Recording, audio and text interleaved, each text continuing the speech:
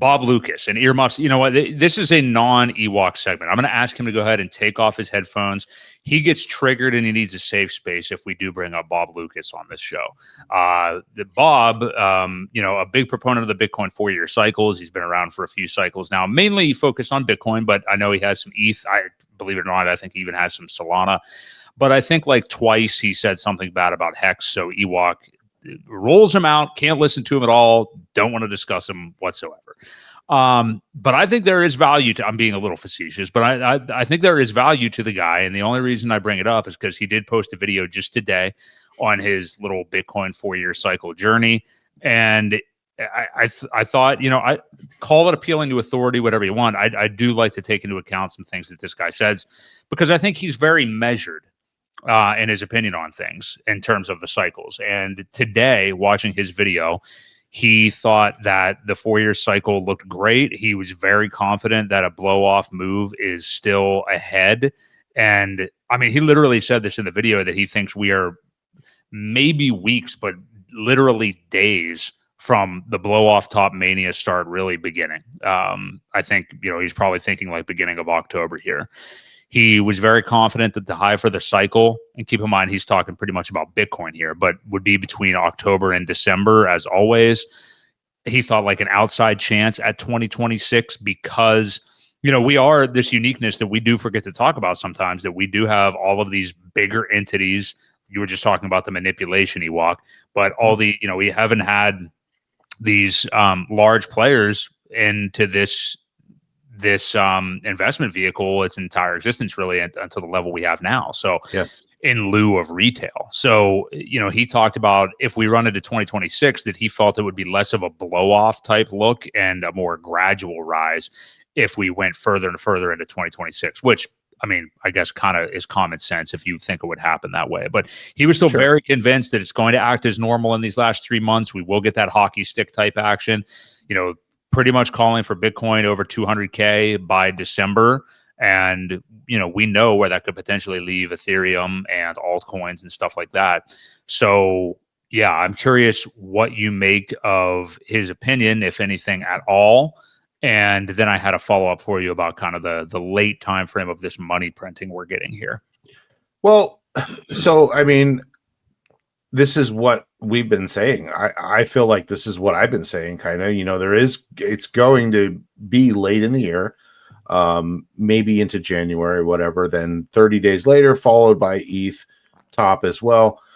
So he's kind of saying what I've been saying all along. Stole it from him. Yeah, well, again, the reason, let me be clear. The reason I don't like Bob Lucas is because he has always been just a Bitcoin guy. Now he may have opened his mind a little bit to ETH, maybe Solana. You say you think he holds a little bit of that too. But anybody that can't listen, there's a lot of things I don't like out there that I don't invest in. I just don't talk about them, but I don't call them a scam. And I feel like being that close-minded on something that is a locked code, audited several times, he doesn't like Richard or whatever it is. He just calls it a scam. That's why I was turned off by him. I used to appreciate his commentary until he did something like that. And, I just chose not to listen to him. I don't care for him for that reason. So it doesn't mean his Bitcoin opinions aren't correct or whatever. He sounds like he's saying what you and I have been talking about the last 2 months. We think it's going to happen very late into, September, October is when it should start. And yeah, there's always a blow off top. When things get heated like that, it has to. It's a balloon, just like anything else. It will pop. You'll have that mass sell off then, at the end of it. And that's your cycle. And it's been shaping up that way. Like you mentioned earlier, the reason it was different last cycle was because of the event that happened, all the money printing, all the checks that went out it was at a mass scale of people getting checks in their hands. What do we do with it? There was a lot of spending power out there that went into crypto, and you could see it because everybody was confined to their homes, making online groups and communities and things like that.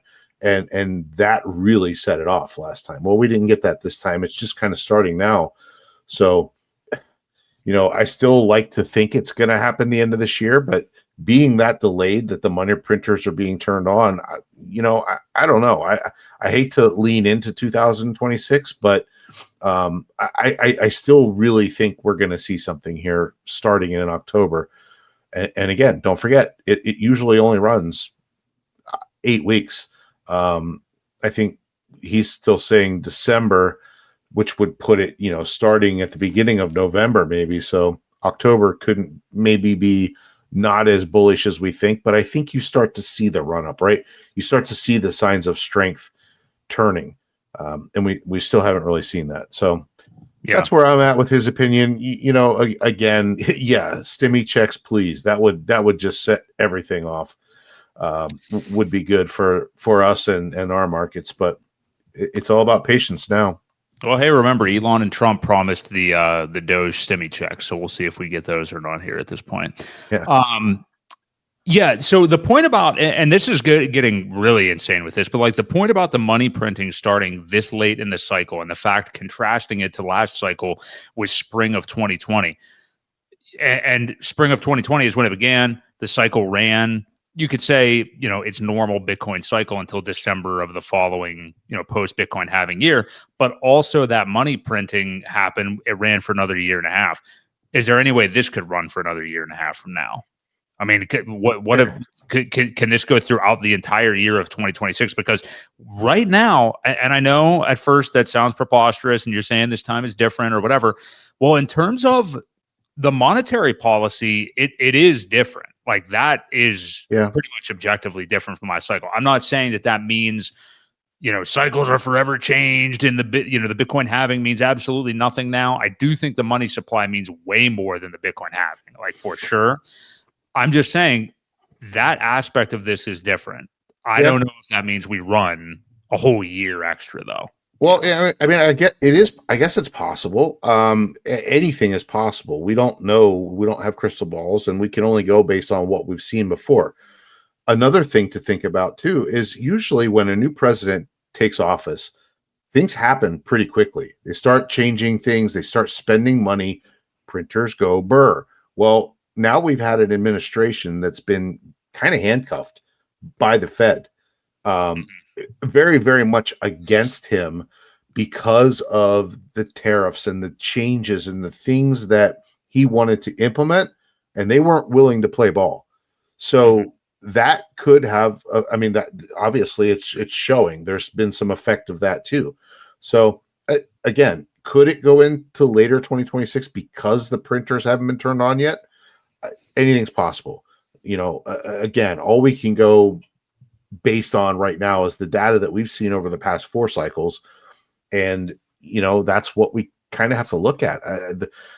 Again, guys, Axis has been saying it a lot that he thought it was going to go into late 2026. But I just, again, I'm only going based on the data that we've seen and the history. And I think once it runs, it's going to still pop at the top. You're going to have that massive fall after it peaks because that's how bubbles work. And then the cycle starts over all again. So we shall wait and see. Just be ready, when it happens. If it happens, be ready. Even if you don't want to fully exit a position, take some profits. If it does continue to go up, those loan type platforms could be very good because you can borrow against it rather than sell it. And if it continues to go, then you still get equity built back into how far it goes up. You didn't really cash out. You took a loan against it. But if your collateral increases again, you can take more against it. Could be a very good plan for this cycle because we don't know. So, that's something we can get into either later or on another stream, even more in depth. But I plan on using them this cycle only because I don't want to miss a top, but also, you can gradually get more out as the top goes higher if it does. So I think it's a great thing. Now, if it falls and goes down 70%, then you're kind of screwed. And then it turns around and goes back up after that. That would be bad. But, there are some strategic ways to do that. And make some money.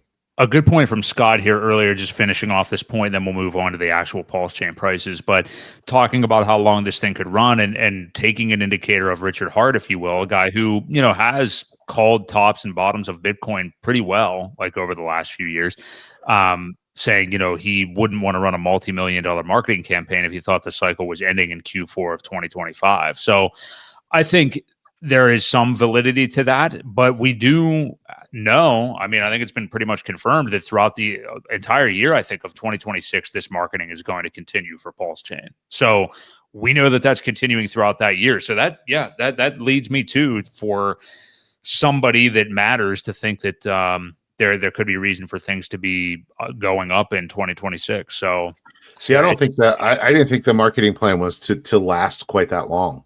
I know that's why they were starting it now, to get boots on the ground, get a system in place so that when the next container or two show up, it's in place to get them out fast. So I'm still under the impression that it was going to be wrapping up, I don't think so. November-ish or something like that, but I could be wrong. I don't think so. I think Johnny and some other people have said with confidence anyway that this is definitely going to be happening into 2026. Like, okay. I don't know how far, but I'm almost positive Johnny has talked about that, and I saw it other places too. So we'll see. I would be elated with the idea of us pumping into 2026. That can only mean better things, you know what I mean? Sure. So wait and see. We have 7 days. We are a week away from entering the final quarter of this year. So these 3 months, the shows we have on here and the things we're going to be talking about are probably going to be insane. Or maybe we're still down only and it's just going to be the same for 4 years now. Speaking of which, I think we probably did just hit our 4-year anniversary of this show. I think it might have been September 21st of it was right around here, of 2021. So that was our first podcast. We didn't have a live stream until the following year. I think so. Yeah. Yep. Yeah.